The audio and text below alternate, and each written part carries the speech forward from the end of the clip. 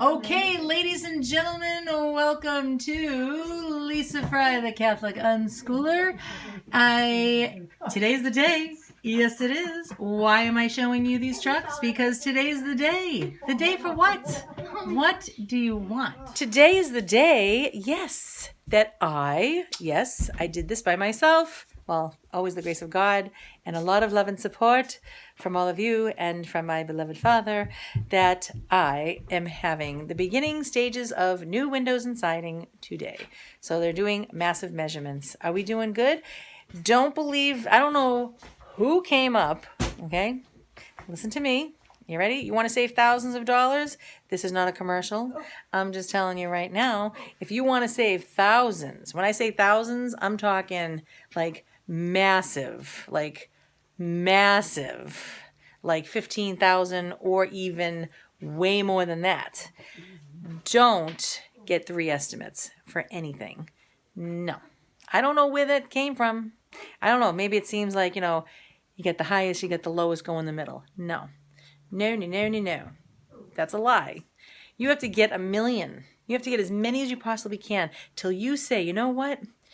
I really believe that somebody's going to want this job. So they're outside right now doing it. Ooh, I'm so excited. All right, listen. We just heard something that we're going to hear for a very long time. Are you ready? Are they going to do it again? They're taking off parts of my house. And it's kind of sad, too, because this is the stuff that Mr. Frye saw with his own eyes. So for it to leave, it's very saddening for me, too. Oh, they just took off the screen off my window. All right, ready? You want to hear a sound that we're going to hear for, like, a long time? Ready? There it is. Miffy's probably really scared. My neighbors are going to love me. Okay. This is the new sound of the Frye home for the next... Well, the windows don't come in until like 2 weeks, but that's the sound. Listening? All right, ready? Listen, this is music. Want to hear some music? Here we go.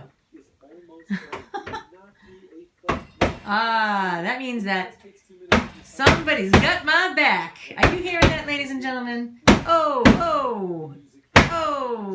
yeah. This guy doesn't know how to play. It looks like he's hammering something on. It probably is. This is exciting. Okay? Right, Graham? I have somebody who has my back. I know I'm paying them, and I'm paying them in a big girl way, kind of nerve-wracked. However, it is awesome. Right, Graham? Yeah, I just hope the wall doesn't cave in. I know, I'm surprised they are staying up. This house is like really, it's showing me my house isn't that weak at all. Nope. All right, ladies and gentlemen, see this here? It was $51.88. That's how much this was. I put it online for $35. Somebody said, will you take 20? I got it out of my neighbor's trash. I got $20 for gas. Going to sell it right now. All right, we just made our first let go sale. I feel like Howard Cosell. Yeah. To a police officer at that. Boy, am I glad I was being honest there in that moment. Yes. Okay, so today was the day that my mind, I woke up actually out of my bed, okay, rolling off the bed saying, wait a minute. What am I thinking? I ran over to the calculator, which is always in my hand, and constantly trying to figure out which end is up. And I realized some things. I realized that my fear does not have to be so massive. And I don't even have to have fear at all. It's like I was thinking about, look how pretty. I'm sitting under here, under this tree. Right? Nice. So I'm sitting here saying to myself, okay, so right now, God is still allowing me to, with Social Security, with savings, to be able to stay in the same position that I've been in the whole time I've ever been with Stephen. Our philosophy, it's like, I know I'm honoring God, but I feel like he's honoring us in return, that we can still continue to homeschool, unschool, whatever school. I get to be here with my own children. We can still do the things. I can still be here for my children. I mean, my my philosophy is that if you can, do what you can to be able to have one of you, preferably the mother, to stay home with the children. Maybe you're the father that does it. You got to do what you got to do. But if you can continue to do that, and I just racked my brains. I mean, I don't know how much is in there, but I racked them to no end. And a lot of people kept saying, Lisa, you gotta forget that and you gotta mourn. And I'm like, no, I cannot rest until I have a plan. Well, I have a master plan. I not only have a plan, but I have a master plan. And because I am a widow, and because, you know, God defends the widow and the orphans, which would be the foster care people, everything is working out. Everything. I get to go to the food bank tomorrow. I get to get fuel assistance tomorrow, at least to apply. I found a really inexpensive, all kinds of contractors that are really decent human beings and the nicest people and good work. So I racked my brains out. I was not at peace. And I even called Social Security today. I need to know that later on, what is my plan? You know, it's true that you have to trust God with everything, all of your life. But I also, because people kept saying to me, and maybe it's true, that, you know, I was trusting in myself, and that's why I wasn't feeling peaceful. And I really tried to calm down a lot of the time, but I would still like gnaw away at me. You know, it's like, well, I don't have a plan. So how am I going to rest? Okay, so I trust God. And I think what they meant is like, so calm down, Lisa. Don't feel so nerve-wracked. Keep doing what you're doing. Be at peace, though, and God will continue to give information. So when I was at church on Sunday, I'm asking God to please bless this future daycare that I want to have someday, many years down the road. And all of a sudden I got this notion to have a Catholic daycare. And I thought, that's genius. It's kind of like how how the school that we had for a year, where families would come, and it was Catholic. We said our prayers, everything was great. So it's exciting because God showed up and gave me a great idea. I was like, oh. So I was like, okay, so that's what I need to keep zoning in on, is waiting for him to give me these ideas, and when the time is right, he'll give it to me. And just like this morning, I rolled literally out of the bed going, wait a minute.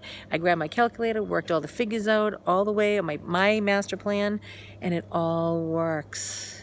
So much so that, like I said, I called Social Security today and I said, you know, can you tell me, like, between my Social Security and Steven's Social Security, and what's the deal with all that? And she's like, well, she didn't want to give me a figure. And I kept saying, I heard my father saying, Lisa, when you're asking a question to anybody in the world, keep drilling them until they give you what you want, until there's absolutely no more answers. So she wasn't telling me the answers.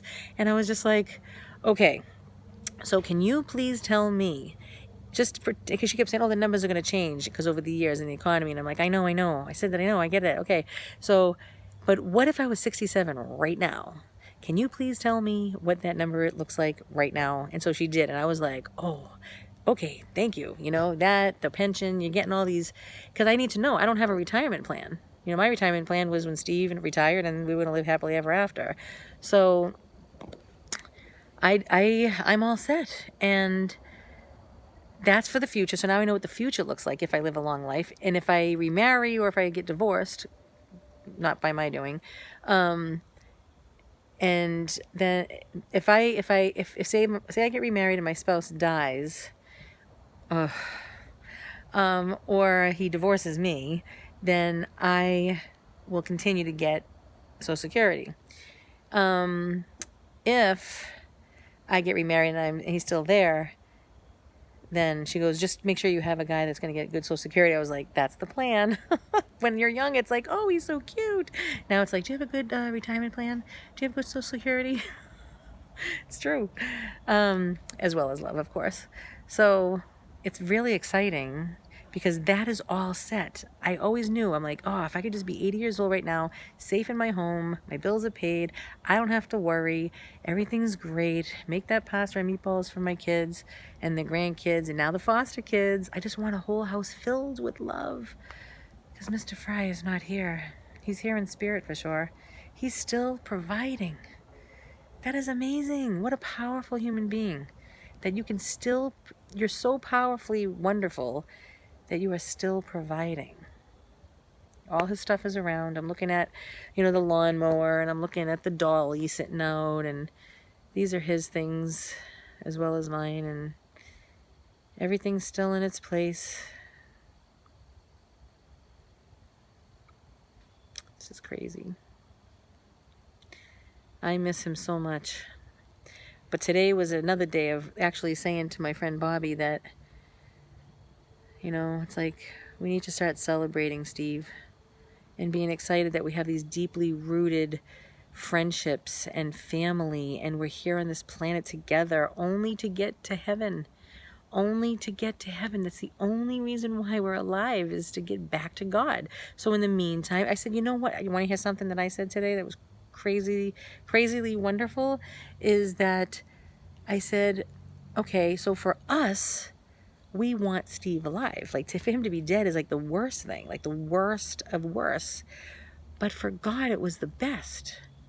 And if there is a God, then, which I believe there is, if there is a God, then that was God's perfect plan, was to take Stephen. Because maybe, I'm just guessing, but maybe in that moment, Stephen was perfect. And God said, right now I have to take you. If you're going to be with me in heaven for all eternity, right now is when I have to take you.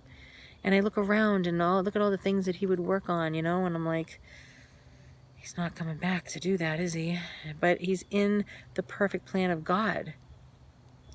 And so actually that is better. For Steve to be with God is better. It's hard for me to say this, but it's better than being here. Until we meet again in heaven, my beloved. I love you, Mr. Frye. I love you.